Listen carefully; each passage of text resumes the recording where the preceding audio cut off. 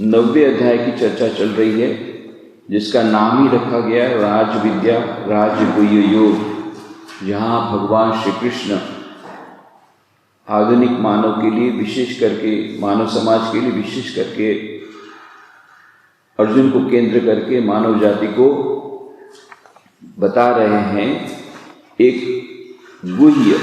गुह्यतम बात, मतलब जो सीक्रेट है। राज विद्या, एक तो विद्याओं में राजा है, रॉयल नॉलेज, और जो सीक्रेट में भी रॉयल सीक्रेट है, टॉप सीक्रेट है।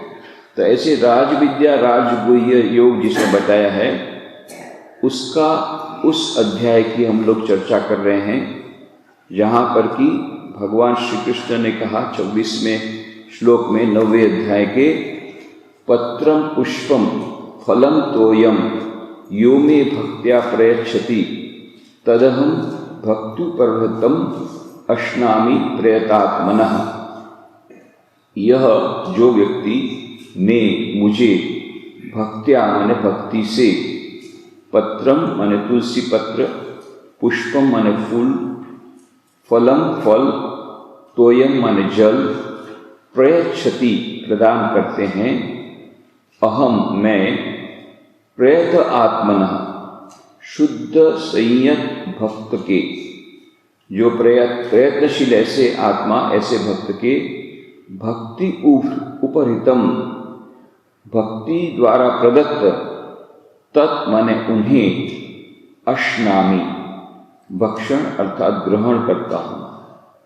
अर्थात जो पवित्र चित्त निष्काम साधक मुझे भक्ति से तुलसी पत्र, फूल, फल, जल प्रदान करते हैं, मैं शुद्ध सम्मत भक्त के भक्ति द्वारा प्रदत्त उन्हें भक्षण अर्थात ग्रहण करता हूँ। आचार्य शंकर ने अपने भाष्य में लिखा है, मेरे भक्तों को केवल निर्वाण रूप अनंत फल मिलता है ऐसा नहीं, मेरी उपासना भी बहुत सुलभ है। पत्र पुष्प आदि जो कुछ भी वे मुझे प्रदान करते हैं, शुद्ध बुद्धि से प्रदत्त सब कुछ ही मैं ग्रहण करता हूँ। हम देखते हैं कि कई धर्मों में और कितने ही प्रकार के जो मार्ग हैं उसमें विविध उपचार की बातें हैं। विभिन्न देवी देवताओं की पूजा करते हैं, उसके लिए बहुत लंबे लंबे हवन करने पड़ते हैं, हवन बहुत बड़े बड़े पूजा पाठ करने पड़ते हैं, बहुत प्रकार की व्रत उपवास करने पड़ते हैं, और ये जो ऑफरिंग भी होती है, कहीं 56 भोग दिया जाता है, कहीं ये दिया जाता है। तो हम लोग को मन में लगता है कि हम लोग ये सब कुछ नहीं कर सकते हैं, तो हमारा क्या होगा? तो भगवान श्री कृष्ण कहते हैं कि मैं जो वस्तुएं अर्पण की जाती हैं उस तरफ नहीं देखता हूँ, जिस भाव से उन वस्तुओं को दिया जाता है केवल उस भाव को ही मैं देखता हूँ। तो भाव युक्त जनार्दन भगवान जो हैं वे भाव चाहते हैं, वे बाह्य आडंबर नहीं चाहते, वे ऐसी वस्तुएं नहीं चाहते। हम समझते हैं हमने कीमती वस्तु को दिया तो ही हमारा ईश्वर के प्रति भक्ति का मानो सार्थकता होगी उसकी, ऐसी कोई बात नहीं। भगवान श्री कृष्ण ने स्वयं कहा है, पत्रम पुष्पम फलम तोयम यो मे भक्ता प्रयच्छति। भक्ति पूर्वक तुम कुछ भी दो, पत्र दो, पुष्प दो, फल दो, कुछ नहीं तो केवल जल दो, उसको भी मैं बहुत अच्छी तरह ग्रहण करता हूँ। क्यों?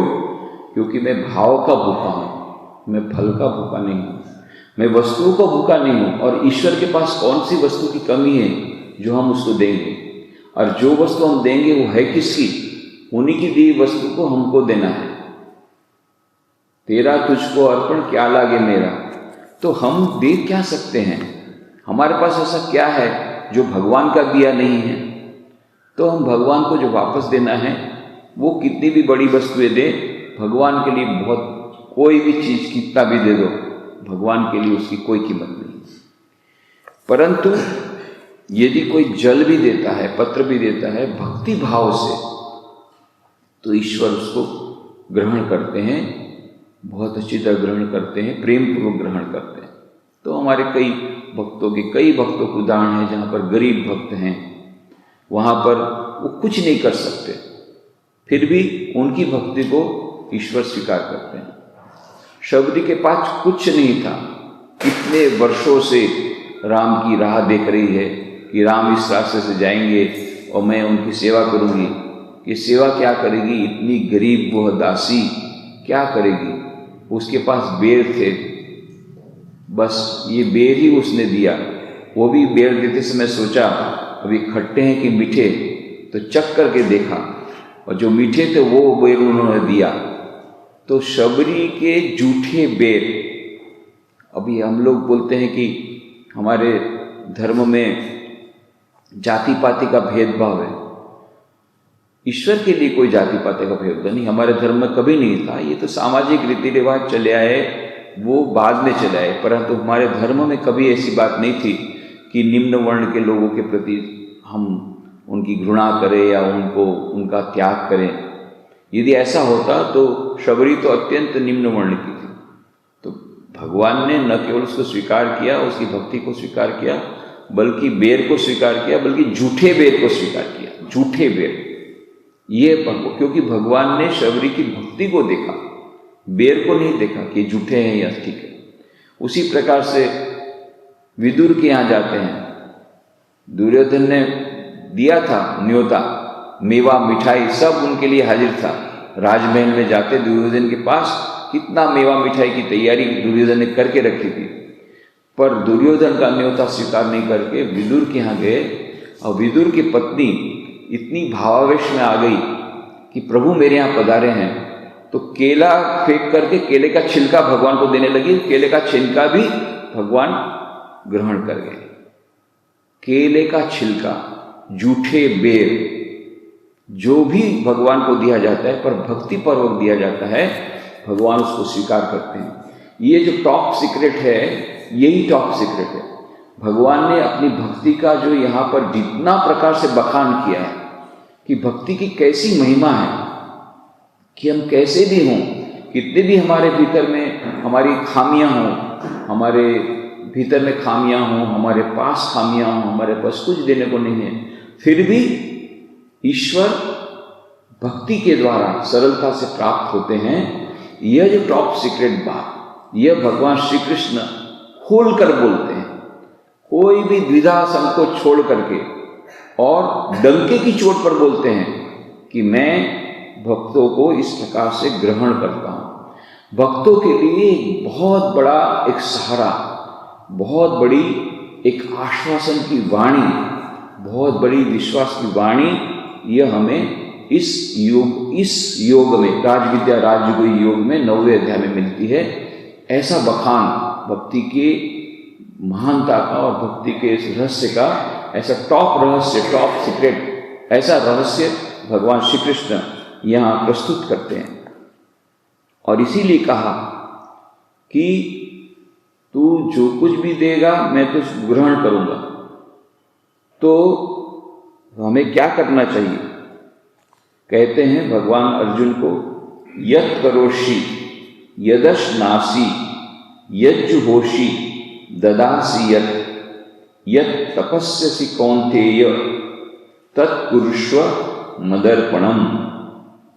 कौन्तेय, हे अर्जुन, यत् माने जो कुछ काम, करोषि करते हो, यत् जो कुछ, अश्नासी माने भोजन करते हो, यत् जो कुछ, जुहोषि हवन करते हो, यत् जो कुछ, ददासी दान करते हो, यत् तपस्यसि जो कुछ तपस्या करते हो, तत् वह सब, मत अर्पणम मुझे अर्पण कर दे, कुरुष्व करो, अर्पण करो। कहने का मतलब, हे अर्जुन, जो कुछ काम करते हो, जो कुछ भोजन करते हो, जो कुछ हवन करते हो, जो कुछ दान करते हो, जो कुछ तपस्या करते हो, वह सब मुझे अर्पण करो। क्योंकि जो कुछ भी इस प्रकार से अर्पण होगा, तो यह सब मैं ग्रहण करूंगा क्योंकि तुम भक्तिवान हो। तो जब हम सभी कर्म, जो कुछ भी हम क्रिया कर रहे हैं, चाहे वो काम कर रहे हों, चाहे भोजन का काम कर रहे हो, या भोजन कर रहे हों, या हवन कर रहे हों, या किसी को दान दे रहे हों, या तपस्या कर रहे हों, या कोई भी काम कर रहे हो, सब कुछ सब समय जो कुछ भी हो रहा है सब कुछ यदि हम ईश्वर को समर्पित करते हैं तो क्या होता है? कहते हैं ईश्वर, भगवान श्री कृष्ण कहते हैं, शुभाशुभ फलैरेवं मोक्ष से कर्मबंधन ही संन्यास योग युक्तात्मा विमुक्तो माम उपैष्यसि।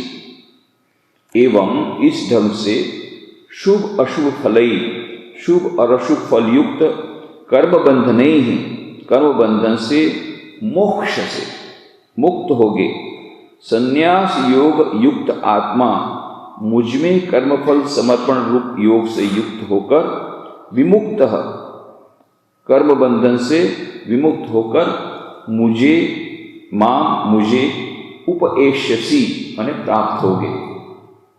अर्थात इस ढंग से शुभ और अशुभ फल युक्त कर्म बंधन से तुम मुक्त होगे और मुझमें कर्मफल समर्पक योग से युक्त होकर कर्म बंधन से मुक्त हो जाओगे और अंत में मुझे ही प्राप्त करोगे। तो यह ऐसी आश्वासन की वाणी है कि यह सब कुछ कार्य जो कुछ भी हम करते हैं वो ईश्वर समर्पित बुद्धि से करते हैं और ईश्वर को समर्पित कर देते हैं। चाहे जो कुछ भी करें तो क्या होता है कि ये ईश्वर को अर्पण करने से वह पूर्ण हो जाता है, वह कार्य पूर्ण हो जाता है और उसके फलस्वरूप जो कोई भी काम हम करते हैं तो उसका बंधन होता है, उस बंधन से हम मुक्त हो जाते हैं। हम जब अच्छा काम करते हैं तो हमें अच्छा फल मिलता है, अच्छा फल मिलता है। यदि उस फल को हम स्वीकार करते हैं, हम स्वयं स्वीकार करते हैं, तो फिर हमें हमारे अकाउंट में वो पुण्य जमा होता है और पुण्य जमा होते होते होते बाद में उसका अच्छा फल मिलता है, अच्छा फल मिलता है जिसको हम दुनिया में कहते हैं कि लौकिक सुख मिलेगा। फिर वो लौकिक सुख मिलेगा, उसके बाद में भगवान को भूल जाएंगे, तो फिर बाद में हमारा ये पुण्य का बैलेंस कम हो गया तो फिर से हम लोग ये दुखी हुए, फिर बाद में फिर कर्म अच्छे किए तो फिर अच्छा फल मिला और ये होता चलता जाता है, चक्कर सब चलता रहता है। तो अच्छा फल होने से हमें पुण्य मिलेगा, हमारे अकाउंट में पुण्य जो जमा होगा वो हमसे वो ज़्यादा से ज़्यादा हमें स्वर्ग की ओर कुछ समय के लिए, अल्पकालीन समय के लिए ले जा सकता है। और क्षीणे पुण्य मर्त्य लोकम विशन्ति। और यह जो पाप है, जो खराब कर्म करते हैं, वो यदि हम स्वीकार कर लेते हैं, जो कुछ भी हम अपनी हर एक क्रिया में यदि ईश्वर का स्मरण नहीं करते हैं, उसको समर्पित नहीं करते हैं, तो उसका भी हमें फल भुगतना पड़ता है। परंतु जो सच्चा भक्त है वो कभी खराब कर्म नहीं कर सकता। श्री रामकृष्ण देव कहते थे,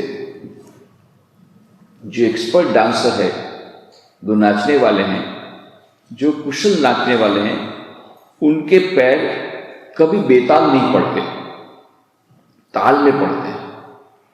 उनकी पूरी शिक्षा उस प्रकार से हुई बचपन से कि ताल के उनकी कभी बेताल नहीं पड़ेगा, ताल के अनुसार ही उनके कदम पड़ेंगे।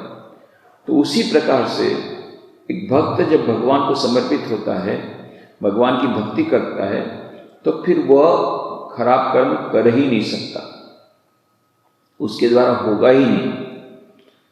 और जो पुराने कर्म हैं वो भी, जो बुरे कर्म हैं अच्छे, वो भी सब जल कर भस्म हो जाएंगे यदि वो ईश्वर समर्पित बुद्धि से सब काम करते हैं। तो इस प्रकार से जब सभी प्रकार के बंधनों से मुक्त हो जाएंगे, सब प्रकार के कर्म फल के, क्योंकि फल तो हमने भगवान को दे दिया, तो हम अच्छे बुरे सब कर्मों के फल से जब हम मुक्त हो गए, तो फिर जब मुक्ति मिल गई तो अंत में भगवान की ही प्राप्ति होगी, अंत में तुम मुझे ही प्राप्त होगे। तो इस कहने का मतलब, कर्मफल मुझ में सौंप देने से उस फल के साथ तुम्हारे संबंध की संभावना ही नहीं रहेगी, इस कारण उससे तुम सदा मुक्त ही रहोगे। फल स्वरूप संन्यास रूप योग से मुक्त होकर तुम मुझे ही पाओगे। ये श्रीधर स्वामी जी का ऐसा कहना है, उनकी टीका है कि कर्मफल मुझ में सौंप देने से उस फल के साथ तुम्हारे संबंध की संभावना नहीं रहेगी। संभावना तब रहती जब मैं ये कहता हूँ कि मैंने उसका इन्वेस्टमेंट किया, उसका मुझे इंटरेस्ट नहीं। पर मैंने कहा कि पूरा डिपॉजिट ही पूरा मैंने किसी के साथ में ट्रांसफर कर दिया, तो अब इंटरेस्ट मुझे कहाँ से मिलने वाला? वो तो जिसके नाम ट्रांसफर किया उसको उसका इंटरेस्ट मिलेगा, उसको उसका फल मिलेगा, उसको जो कुछ मिलना है मिलेगा।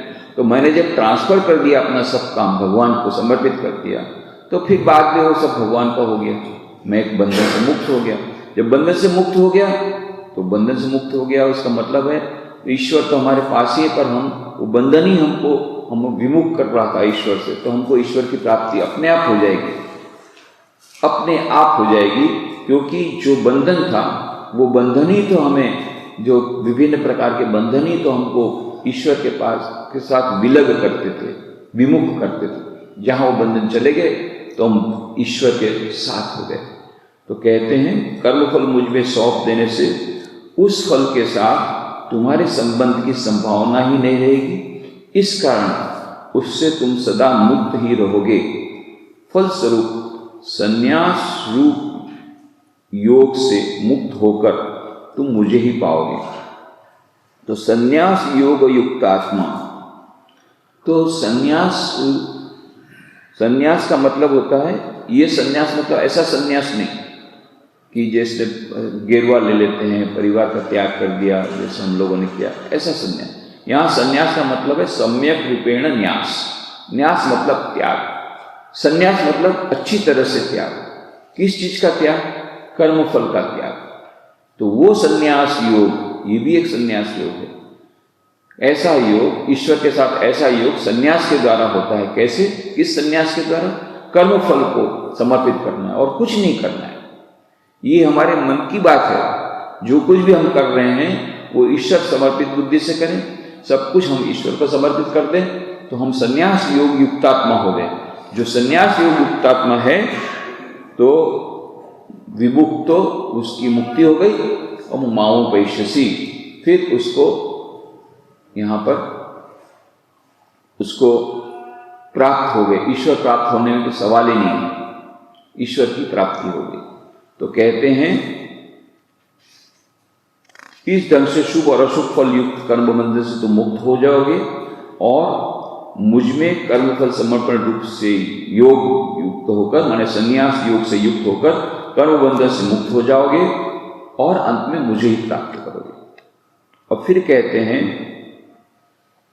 तो फिर इस आप में तो कोई द्वेष बुद्धि है, किसी को आप मुक्ति दे रहे हैं, किसी को मुक्ति नहीं दे रहे हैं, और किसी को आप प्राप्त होते हैं, किसी को नहीं प्राप्त होते हैं, तो ये तो पार्शियलिटी होगी, ये पक्षपात हो गया।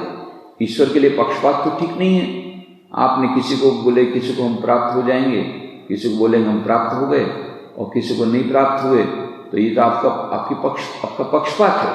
तो भगवान उसका उत्तर देते हैं, समोहम सर्वभूतेषु न मे द्वेष्योस्ति न प्रियः ये भजन्तु मां भक्त्या मयि ते तेषु चाप्यहम्। अहम मैं सर्वभूतेषु समस्त प्राणियों में सम मन समान हूँ। मैं मेरा द्वेष्य माने अप्रिय, प्रिय च और प्रिय न अस्ति नहीं है, तू माने किंतु, ये जो लोग मां मेरी भक्त्या भक्ति से भजंती भजना करते हैं, ते वे मयि मुझ में हैं, अहम अपि मैं भी तेषु उनके अंतर में अवस्थान करता हूं। कहने का मतलब मैं समस्त प्राणियों में समान रूप से हूं। समस्त प्राणियों, चाहे अभक्त हो, भक्त हो, कैसा भी हो, दुष्ट हो, पापी हो, सज्जन हो, साधु हो, सभी में मैं समान रूप से व्याप्त हूं। मेरा प्रिय अप्रिय कोई नहीं है, मेरा कोई पक्षपात नहीं है। मेरा प्रिय और अप्रिय, कोई प्रिय कोई अप्रिय ऐसा कुछ नहीं है। किंतु जो लोग भक्ति से मेरा भजन करते हैं वे मुझ में रहते हैं, मैं भी उनके अंतर में अवस्थान करता हूं। बस ये इसको पक्षपात बोले तो पक्षपात बोले। तो जब आपने पक्षपात किया, आपने संसार को छोड़ करके ईश्वर का चयन किया, तो भगवान ने भी बाकी सबको छोड़ के आपका चयन किया। दोनों बातें ठीक हो गई। आपके पास संसार के इतने सारे सुख सामग्री थी, उसको छोड़ करके आप भगवान का चयन किया और भगवान का भजन किया। संसार का भजन न करके भगवान का भजन किया, तो ऑटोमेटिकली आप भगवान के भीतर चले गए। तो भगवान के भीतर चले गए तो भगवान के आपके भीतर चले गए। तो इसमें पक्षपात कहां है? कोई पक्षपात नहीं, ईश्वर को कोई पक्षपात नहीं, पर ये ऑटोमेटिकली होता है। आदि शंकराचार्य बहुत अच्छा उदाहरण देते हैं। अभी ठंड के दिन आ गए, अभी कल से शुरू हुई है ठंड, अभी बढ़ेगी, अभी बढ़ेगी ठंड, तो क्या करेंगे? तो हमारे पास तो हीटर है, हीटर चालू कर देंगे, ब्लैंकेट है, ब्लैंकेट रख देंगे। जो गरीब लोग बेचारे क्या करेंगे? गरीब लोग ये फुटपाथ में वो लोग क्या करते हैं, हमने देखा है, यहाँ पर सामने भी फुटपाथ में रहते हैं, वो कहीं कहीं से छोटे छोटे लकड़ी के टुकड़े, कुछ कागज, ये वो जो कुछ भी मिला उसको जला देते हैं। जलाने से उसके पास में बैठते हैं, उससे उनको ताप मिलता है, तो ठंड से रक्षा होती है। हम उसको ब्लैंकेट देने का प्रयत्न करते हैं, पर नया नया ब्लैंकेट जितना भी दिया, दूसरे ही दिन वो बेक करके शराब पी करके खत्म हो। वो शराब पीने से बोले हमको अच्छी ठंडी जरूर होती है, पर वो एक ही दिन होगी भाई, ये ब्लैंकेट तो रोज तुम्हारी ठंड दूर करेगा, वो समझते नहीं। जो भी होगा, तो अब इनके पास उपाय है, ये अपना ये ताप कर देते हैं और उसके पास बैठ जाते हैं, उस प्रकार से अपने ठंड को दूर करते हैं। जो ताप के नजदीक है उसको ताप मिला, जो दूर बैठा है उसको ताप मिला। अग्नि ने कोई पक्षपात किया क्या? तुम नजदीक आओ तो तुमको भी ताप मिलेगा, हम तो सबको ताप दे रहे हैं। अग्नि का काम ही है ताप देना। अब तुम यदि नजदीक नहीं आओगे तो फिर उसमें किसका दोष है? उसी प्रकार से ईश्वर बोल रहे हैं, मैं तो सब समय तुम्हारा हर एक के हृदय में बैठा हूं, प्रत्येक मनुष्य, प्रत्येक जीव के हृदय में विराजमान हूं। पर यदि कोई मुझ में निवास करता है, मेरे पास आने का प्रयत्न करता है, तो अपने आप मेरे पास आ गया। और कोई जबरदस्ती दूर रहता तो मैं क्या करूं? मेरे लिए कोई पक्षपात नहीं। पर जो भक्ति पूर्वक मेरे पास आने का प्रयत्न करते हैं, अपने आप मैं उनको प्राप्त हो जाता हूं। ऐसा नहीं कि मैं किसी को कम ताप देता हूं, किसी को ज्यादा ताप देता हूं, मैं पर दूर रहा उसको कम ताप मिलेगा। जो भक्ति से दूर रहेंगे उनको भगवान की भक्ति का प्रेम आस्वाद या भक्ति का भगवान का कृपा का अनुभव कम होगा, ये स्वाभाविक है। जितना नजदीक जाएंगे उतना ज्यादा अनुभव होगा। जितना भगवान आनंदमय स्वरूप है, सच्चिदानंद स्वरूप, जितना उनके नजदीक जाएंगे उतना आनंद मिलेगा। तो भगवान ने तो ये नहीं कहा था कि भाई तुम बाहर रहना, तुम दूर रहना, तुम नजदीक रहना। ऐसा कोई पक्षपात उनका नहीं है। उन्होंने कहा जो भी आएगा, जो भी भगवान की भक्ति करेगा उसको मैं प्राप्त हो जाऊंगा। मैं तो सबसे में सबको प्राप्त हूं, पर यदि उसका लाभ न लें और जानबूझ करके दूर बैठे, बोले हमको ताप नहीं मिल रहा है, ये ताप इसने पक्षपात किया, अग्नि ने पक्षपात किया, हमको गर्मी नहीं दे रहा है, इन लोगों को दे रहा है। तुम दूर नजदीक आओ ना, तुमको भी मिलेगा। तुम क्यों दूर बैठे हो? तुम नजदीक आओ। तुम भी संसार की माया छोड़ के कुछ समय तक भजन करने का प्रयत्न करो, देखो तुमको भी भगवान का वह प्रसाद मिलता है, भगवान की शांति, भगवान का आनंद, भगवान की कृपा मिलती है। तो मैं समस्त प्राणियों में समान हूं, मेरा प्रिय अप्रिय कोई नहीं है, किंतु जो लोग भक्ति से मेरा भजन करते हैं वे मुझ में हैं, मैं भी उनके अंतर में अवस्थान करता हूं। तो हमने जिस उदाहरण दिया कि उसमें पक्षपात नाम की कोई वस्तु भगवान में नहीं है, तो आचार्य शंकर ने भाष्य में लिखा है, मैं सभी प्राणियों में समान रूप से विराजमान हूं, इस कारण मेरा कोई द्वेष पात्र नहीं है। और प्रिय पात्र भी नहीं है। मेरा स्वभाव अग्नि की तरह है। जिस प्रकार अग्नि दूर के लोगों का शीत निवारण नहीं करती किंतु निकट के लोगों का शीत दूर करती है, उसी प्रकार मेरा भी स्वभाव है कि भक्त लोग मेरे समीप आने के कारण दुख से मुक्त हो जाते हैं, किंतु जो लोग मुझसे विमुख हैं उन्हें बंधन क्लेश भोगना पड़ता है। मैं ईश्वर हूँ। जो लोग भक्ति से मेरी उपासना करते हैं वे स्वभाव से ही मुझ में रहते हैं। इससे ऐसा न समझना चाहिए कि दूसरों के प्रति मेरा विद्वेष है। मेरा किसी के प्रति विद्वेष नहीं, मेरा कोई पक्षपात भी नहीं, पर जो दूर रहता है उसको उसका लाभ नहीं मिलता है, यही बात है। और फिर भगवान श्री कृष्ण बोलते हैं, तुम तो पक्षपात की बात करते हो अर्जुन, तुम पक्षपात की बात करते हो कि मैं किसी को ज़्यादा ये देता हूँ, किसी को ये कम देता हूँ। अरे पक्षपात तो क्या, मेरे किसी के प्रति दुर्भाव नहीं है। यहाँ तक कि दुराचारी से भी दुराचारी व्यक्ति हो उसके प्रति भी मेरा दुर्भाव नहीं है। इसीलिए कहा, अपि चेस्तु दुराचारो भजते माम अनन्य भाव साधुरेव स मंतव्यः सम्यक व्यवसितो हि सः।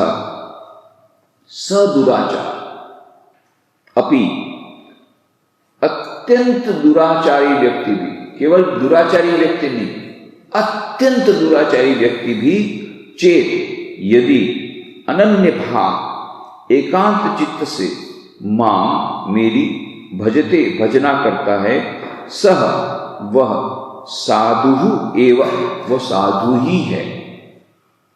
मंतव्य ऐसा समझना चाहिए, या ऐसा मैं समझता हूं, भगवान कहते हैं ही, क्योंकि सह वह सम्यक उत्तम रूप से व्यवसितः निश्चय ज्ञान संपन्न है। उसने अच्छा निश्चय किया है और इसलिए वह जो अत्यंत दुराचारी व्यक्ति है वह भी, उसे भी साधु समझना चाहिए। अत्यंत दुराचारी, केवल दुराचारी नहीं, अत्यंत दुराचारी व्यक्ति भी यदि हो और यदि वो मेरा भजन करता है अनन्य चित्त से, तो वह ऐसा मानना चाहिए कि वह साधु ही है। क्यों? क्योंकि सम्यक उत्तम रूप से व्यवसितः निश्चय ज्ञान संपन्न है। उसने दृढ़ निश्चय कर लिया कि नहीं, अब जो क्या हो गया हो गया, अब मैं ईश्वर को समर्पित होऊंगा, ये ईश्वर की भक्ति करूंगा, तो बस उसका जीवन बदल गया। जिस प्रकार से पारसमणि के स्पर्श से ये कोई भी लोहा भी सोना बन जाता है, ऐसे ईश्वर की भक्ति के संस्पर्श में आने से, ईश्वर की भक्ति करने से दुराचारी से दुराचारी व्यक्ति भी साधु बन जाता है। इसीलिए कहा एक प्रॉवर्ब है, every sinner has a future and every saint has a past. Every sinner has a future, भविष्य में वो महान बन सकता है, महान संत बन सकता है। और कोई संत होगा उसका भी भूतकाल हो सकता है कि वो दुराचारी, परंतु ईश्वर की भक्ति के कारण, ईश्वर की भक्ति की कृपा के कारण वह पारसमणि के स्पर्श से लोहा जैसे सोना बन जाता है, ऐसे वह मनुष्य बदल जाता है, ऐसे मनुष्य में परिवर्तन आ जाता है, ऐसा मनुष्य पूरा का पूरा परिवर्तित हो जाता है। ऐसे कई उदाहरण हमारे शास्त्रों में हैं, हमारे पुराणों में हैं, सचमुच में हैं, जीवन में हैं, कि जिनके जीवन में अद्भुत परिवर्तन आया और वे महान संत बन गए। पौहारी बाबा की तो आपको बात याद होगी। पौहारी बाबा, ये स्वामी विवेकानंद, जब श्री रामकृष्ण की महासमाधि हुई तब वो परिव्राजक के रूप में निकले, तो बनारस जाने के पहले वो गाजीपुर गए। तो गाजीपुर में उस समय पौहारी बाबा का बहुत नाम था। उनका नाम था पौहारी बाबा, माने जो पवन का आहार करते हैं, कुछ आहार ग्रहण नहीं करते थे, केवल हवा ग्रहण करते थे, ऐसा मानते थे। तो वो एक गुफा में रहते थे और ऊपर से वो ढक्कन बंद रहता था, भीतर में गुफा में रहते थे और भगवान का भजन आदि करते थे। और वो राजयोगी भी थे, जो कुछ भी प्राणायाम भी करते थे, ध्यान भी करते थे, और फिर ईश्वर के बहुत बड़े भक्त भी थे और सबको नारायण कह के बुलाते थे। कोई भी हो तो उसको नारायण कह के पुकारते थे, चाहे नौकर हो तो नारायण नारायण बोलो, नारायण बोलो, सबको नारायण समझते थे। नारायण समझ करके सबको साथ बात करते थे। अत्यंत मृदुभाषी थे और अत्यंत अल्पाहार लेते थे। बाद में तो फिर ऐसा हुआ कि वो गुफा में रहते थे और उनका जो खाना गुफा के ऊपर वहाँ पर बाहर दिया जाता था, वो ऐसा ही रहता था दिनों दिन, कैसे कितने ही दिन। तब ये लोग सोचते थे कि शायद वो अंदर में मर गए होंगे, पर बाद में देखते थे कि नहीं, वो जिंदा है। ऐसा कई बार हुआ। तो दिनों के दिन, कितने दिन तक वो बिना आहार के रहते थे, इसलिए उनका नाम पौहारी बाबा पड़ा। तो स्वामी विवेकानंद इनके बारे में सुन करके बहुत ये हुए, उनसे काफ़ी प्रभावित हुए और फिर उन्होंने उनसे अपॉइंटमेंट मांगा। तो नॉर्मली किसी से बात नहीं करते थे, वो भीतर से बात करते थे, ऊपर वाला वहीं गुफा के भीतर से, और बाहर में जो खड़ा रहता था वहाँ से बात होती थी। तो वहीं से जो कुछ भी बात सभी से करते थे। तो ये बाद में लंबी बात है, उसको छोटी करें तो ये पौहारी बाबा एक बार आश्रम में अपने वो बहुत लंबी कहानी है स्वामी विवेकानंद किस प्रकार से उनके पास दीक्षा लेना चाहते थे, फिर श्री रामकृष्ण के दर्शन हुए 3 बार और फिर उन्होंने वो संकल्प त्याग दिया। यहाँ तक कि वो चाहते थे कि इस शरीर को तो मैंने बाकी सब तो सीख लिया, परंतु शरीर को मजबूत बनाने के लिए प्राणायाम आदि मैंने नहीं सीखा, तो मैं इनके पास से सीख लूँ, इनको गुरु बना दूँ।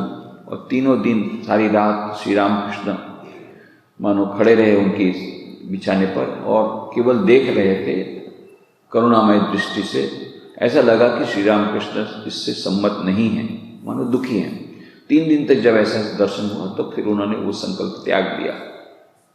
जो भी होगा, पर ये पौहारी बाबा से बहुत प्रभावित थे। स्वामी विवेकानंद ने पौहारी बाबा पर एक आर्टिकल भी लिखा, किताब के रूप में भी अवेलेबल है विभिन्न भाषाओं में। तो ये पौहारी बाबा ऐसे रात को सोए हुए थे, तब उन्होंने देखा कि रात को चोर आया। तो वो खड़े उठे कि क्या है क्या नहीं देखने के लिए। अब पौहारी बाबा के पास क्या होगा, वो साल में एक बार बहुत बड़ा उत्सव करके सबको खाना खिलाते थे, पूरे गांव को।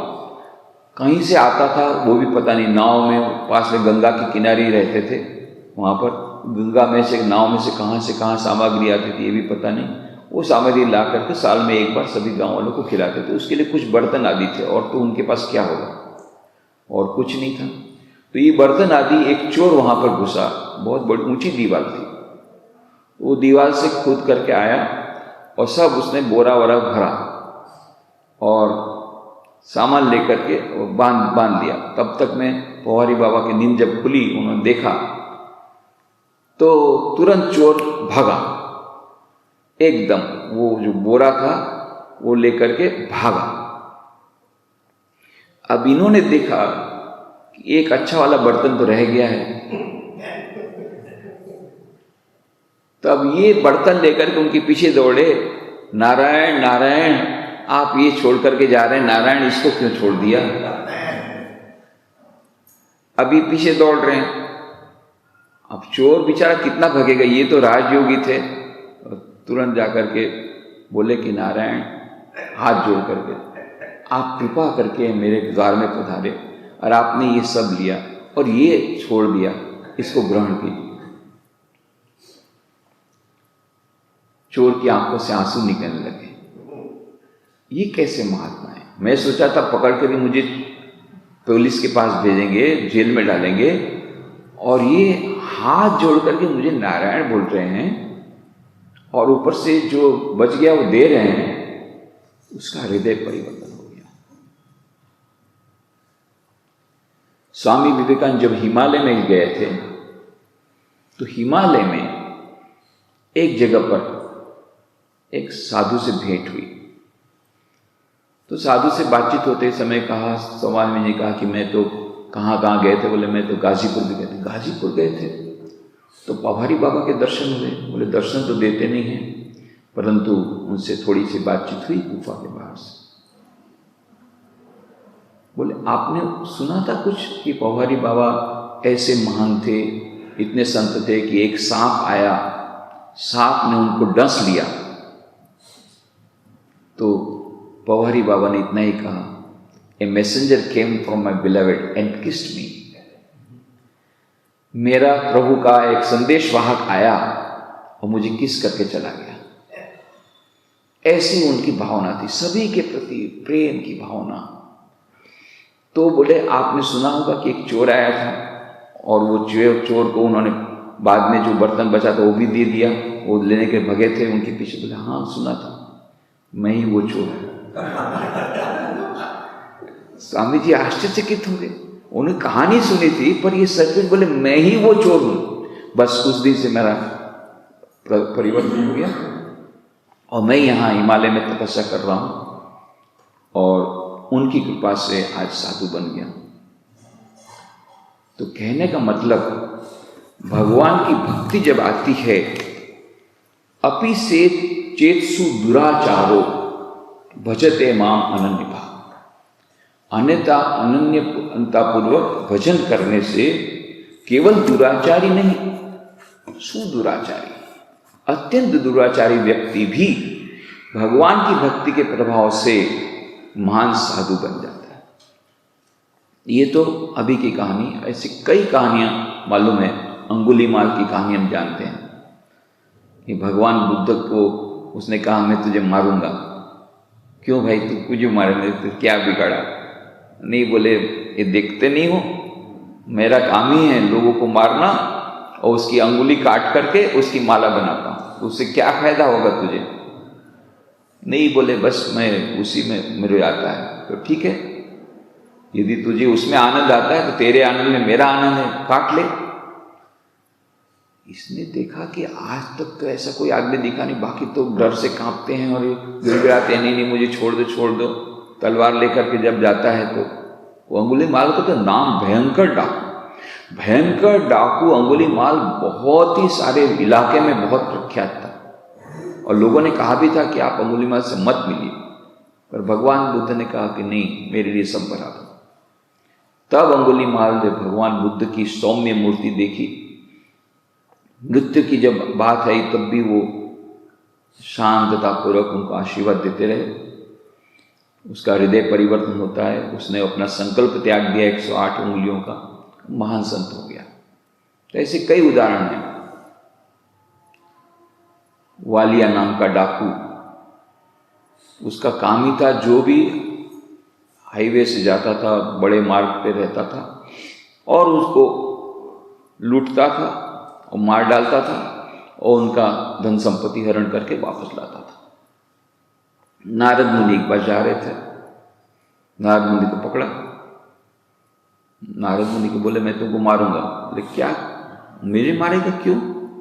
बस मेरा काम ही है दूसरों को मारना, सब छीन लेना। बोले मेरे पास तो कुछ है ही नहीं, जो कुछ है मैं तुम निकालो, मैं तुमको मारूंगा। नारद ने कहा कि ये तुझे इतना बड़ा खराब काम कर रहा है, तुझे मालूम है इसका क्या फल मिलेगा? बहुत पाप मिलेगा, इसका बहुत दुख तुझे भोगना पड़ेगा। क्यों ऐसा करता है? क्यों? मेरी बीवी बच्चा है, उनका पालन मुझे करना पड़ेगा, उनको बहुत सारी चीजें चाहिए, मैं कहाँ से लाऊंगा? तो इसलिए ये सब लूट करके उनको देता हूं। बोले ठीक है, तू तो पाप करता है, फल के भागी के वो होंगे, क्यों नहीं होंगे? जब मैं लाता हूं उनके लिए तो उन्हें होंगे। बोले बिल्कुल नहीं होंगे, तो उनको पूछ करके आ, मैं यहीं पर हूं, मेरे को बांध दे, पेड़ से बांध दे, मैं कहीं जाने वाला। पेड़ से उसको बांधा, पूछने गया घर में, अच्छा तुम लोग जानते हो मैं ये सब अच्छी अच्छी चीजें से लाता हूँ, कहाँ से कैसे लाता हूँ? बोले हमको क्या मालूम। बोले इस प्रकार से लोगों को मारता हूँ, मार डालता हूँ, उनका छीन करके लाता। है तुम हत्यारे हो, तुम डाकू हो? तो मैं ये पूछना चाहता हूँ कि ये जो कुछ भी कुकर्म करूंगा तो उसके पाप भागी तो तुम बनोगे? तो बोले हम काहे को बने, तुम्हारा काम है, कर्तव्य है हमको खिलाना पिलाना, तुमने खराब काम किया, हम उसके फल क्यों भोगेंगे? तब इसकी आंखें खुल गई। जिसके लिए मैं पाप कर्म कर रहा हूँ वो मेरे फल भोगने के लिए तैयार नहीं है, कर्म फल भोगने के लिए तैयार नहीं, सब माल मसाला ये ले रहे हैं और भुगतना पड़ेगा मुझे। तब उसकी आंखें खुली, आकर के नारद मुनि के चरणों में गिर गया डाकू, बोले बस मुझे इस प्रकार से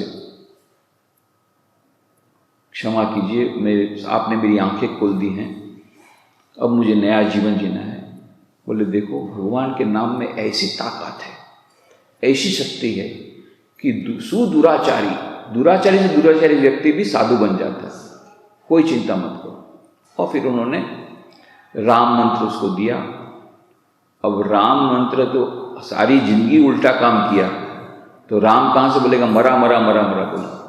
कोई मरा मरा मंत्र का जाप करते करते करते इतने ध्यानमस्त हो गए कि उनको वाल्मीकि आ गई, मतलब जो दीमक होती है, दीमक पूरी की पूरी उनके बाल में सब लग गई, इतने गहरे ध्यान में और इतने भगवान के नाम में वो डूब गए। और तब आकाशवाणी होती है, वत्स उठो उठो, तुम्हारी तपस्या पूर्ण हुई है, तुम अब वो डाकू नहीं रहे, तुम अब ऋषि हो गए, तुम महान साधु हो गए, तुम महान संत हो गए हो, तुम्हारा परिवर्तन हो गया है इस नाम से। आज से तुम्हारा नाम वाल्मीकि ऋषि होगा, क्योंकि वाल्मीकि उनके सिर पर लग गए थे, दीमक के पूरे पूरे लग गए थे, इसलिए वो वाल्मीकि के नाम से वो वाल्मीकि ऋषि कहलाए। यही वाल्मीकि ऋषि बाद में हम देखते हैं किस प्रकार से रामायण का सृजन करते हैं, ऐतिहासिक वो, पर किस प्रकार से एक डाकू भी, चाहे वो अंगुलीमाल हो, चाहे वो वालिया डाकू हो, ये भी ईश्वर के नाम का ऐसा प्रताप है, ईश्वर की कृपा से वो भी साधु बन जाते हैं। अपि चेत सुदुराचारो भजते माम अनन्य भाग साधुरेव समंतव्य सम्यक व्यवसतो ही सा। अत्यंत दुराचारी व्यक्ति भी यदि एकांत चित्त से मेरा भजन करता है तो वह साधु ही है, ऐसा समझना चाहिए, क्योंकि वह उत्तम रूप से निश्चय ज्ञान संपन्न है।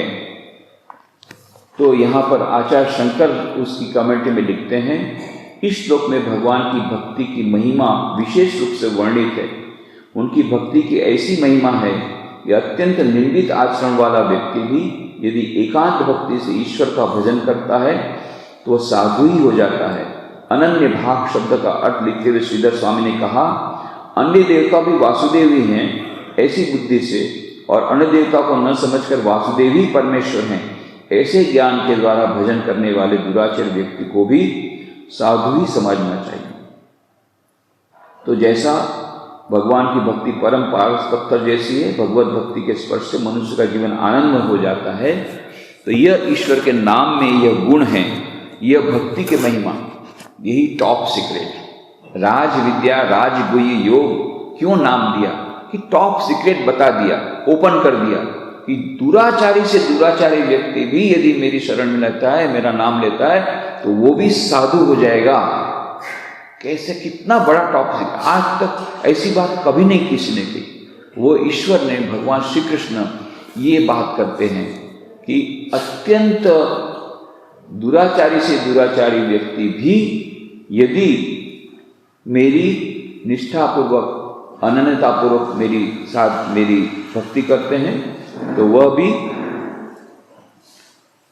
उत्तम रूप से वह मानो साधु ही ऐसा समझना चाहिए, साधु ही बन जाते हैं। तो एक बहुत बड़ी आशा की वाणी, बहुत बड़ी सभी व्यक्तियों के लिए कि जब दुराचारी से दुराचारी व्यक्ति भी यदि संत बन सकता है ईश्वर के नाम से, तो हम क्यों नहीं हो सकते। ये एक बहुत आशा की वाणी भक्तों को मिलती है। और यह जो साथ साथ में हमें बताता है, ये टॉप सीक्रेट, यह जो अत्यंत गुह्य ज्ञान मानो बता दिया, भगवान ने भक्ति का एक सीक्रेट बताया कि भक्ति कैसी है, कि वह भक्ति जो है उसके बारे में रहस्य का उद्घाटन कर दिया कि भक्ति ऐसी है कि भक्ति के द्वारा जिस प्रकार से पारसमणि के द्वारा एक लोहे के स्पर्श में आकर के लोहे को सोना बना देता है, उस भक्ति के माध्यम से, उस भक्ति के द्वारा वह एक अत्यंत दुराचारी व्यक्ति भी वह मानो साधु बन जाता है। तो इसकी इसके आगे की चर्चा हम लोग अगले रविवार करेंगे। आज यही समाप्त।